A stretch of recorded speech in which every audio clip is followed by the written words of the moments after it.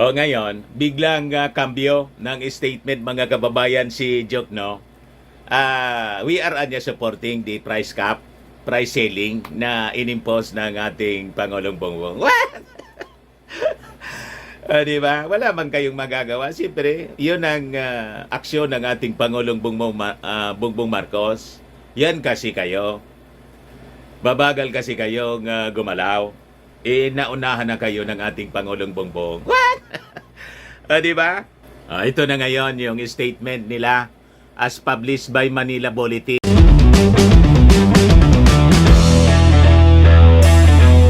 Sabi mga kababayan dito sa balita sa Manila Bulletin, Economic Team backs PBBM's rise price selling. Ayan pa. Di ba niya Mr. Marabilia, sabi si Jokno na shock sa price cap ni President Bongbong. Yun din po yung hindi natin maintindihan. The other day, yun ang balita.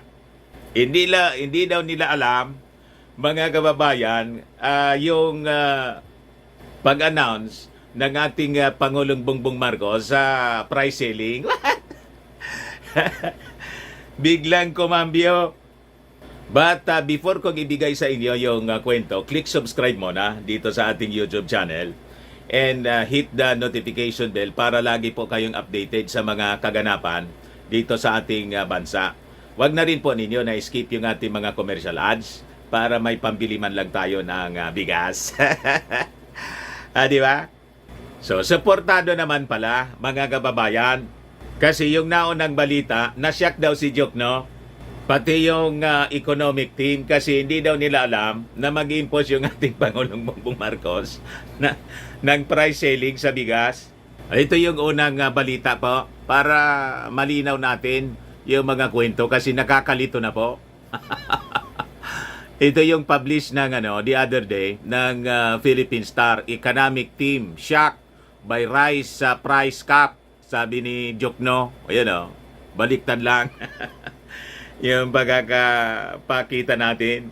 Kasi daw, hindi sila kinonsulta, mga kababayan. Ito yung unang balita.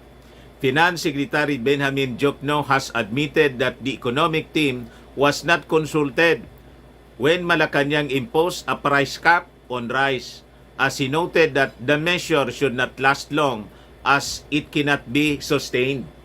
Pero yung ating Pangulong Bongbong Marcos, una na din mga kababayan na sinabi na this is just temporary anya.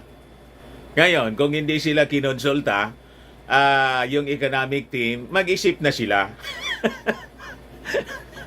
Di ba? Ang ibig sabihin niyan, babagal-bagal po sila dyan sa economic team. At napapasama na yung ating Pangulong Bongbong Marcos with all these issues about the rising prices nitong bigas mga kababayan in the market.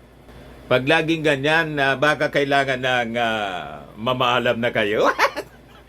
Di ba? So, sabi dito sa unang balita, Jokno along with Socio-Economic Planning Secretary Arsenio Balisacan and Budget Secretary Amina Pangandaman led the 14th Philippines-Japan High-Level Joint Committee meeting on infrastructure development and economic cooperation in Tokyo during the last week of August. Nandun daw sila nang i-declare ng ating Pangulong Bongbong Marcos yung price cap. Kaya hindi namin na niya alam, hindi kami na-konsulta. We were in Japan when that was announced. I was sitting with RC Balisacan and we were talking to Japanese investors, he said. Of course, we were shocked. Sabi po ni Jokno. Sabi rito, the executive order was approved based on the joint recommendation of the Department of Agriculture and the Department of Trade and Industry and had no mention of any of the economic team members. Magtaka na kayo. Kung gano'n ang nangyari. Kasi sabi ni Jokno, because under ideal market conditions, price controls don't really work, sabi ni Jokno. The DOF also could not say how much impact the price control would have on inflation since the economic team was not consulted. So sabi rito ni Jokno, the price cap niya could be in place only for more or less a month as prolonging the measure could not be sustained. It has adverse effects niya if allowed to linger for a longer period.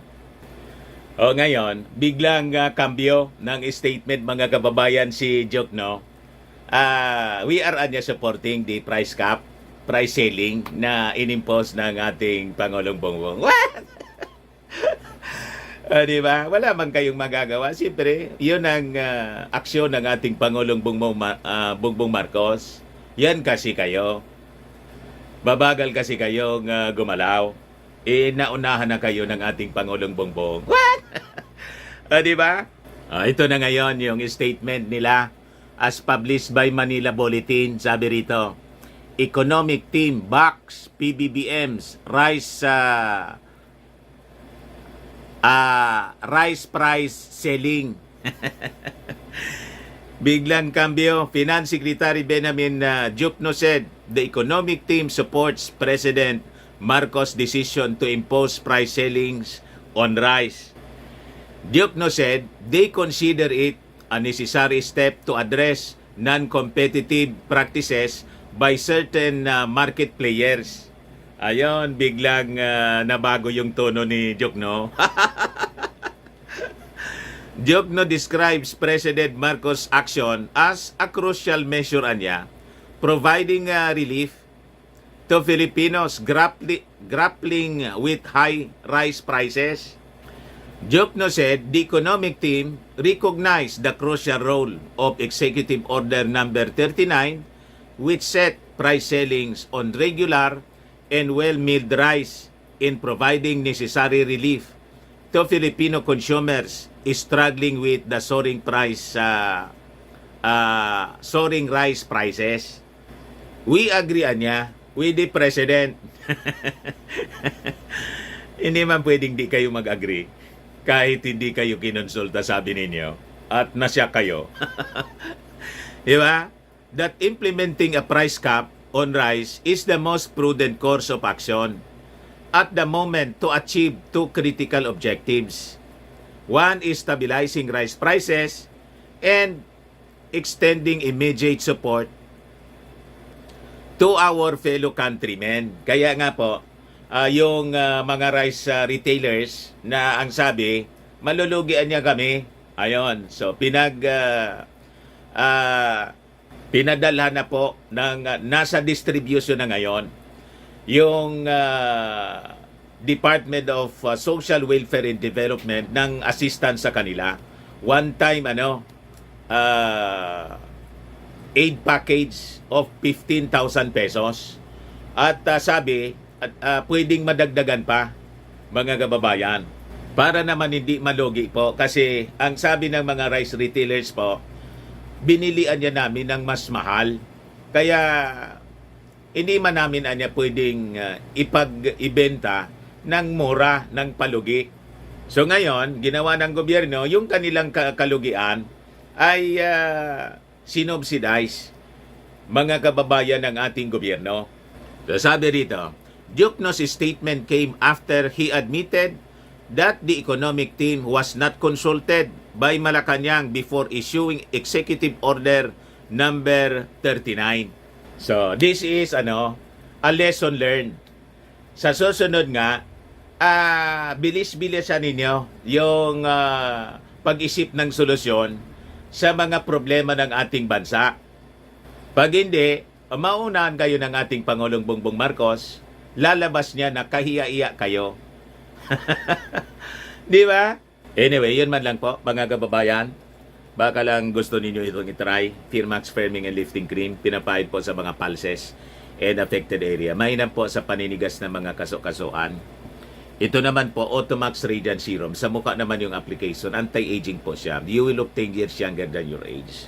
Sa mga cancer patients naman po, baka lang gusto ninyo itong itry ning sa Red Mix Fruit Drink. Hindi man po siya gamot, food supplement siya. Kaya lang, gawa siya mga kababayan sa goji berry. Yung goji berry may anti-cancer properties. Ayos, yung mga inquiries ninyo, dumiretso na lang kayo sa aming messenger sa Facebook para masagot namin agad. Ako po si Dante Maravillas. Bye-bye. God bless.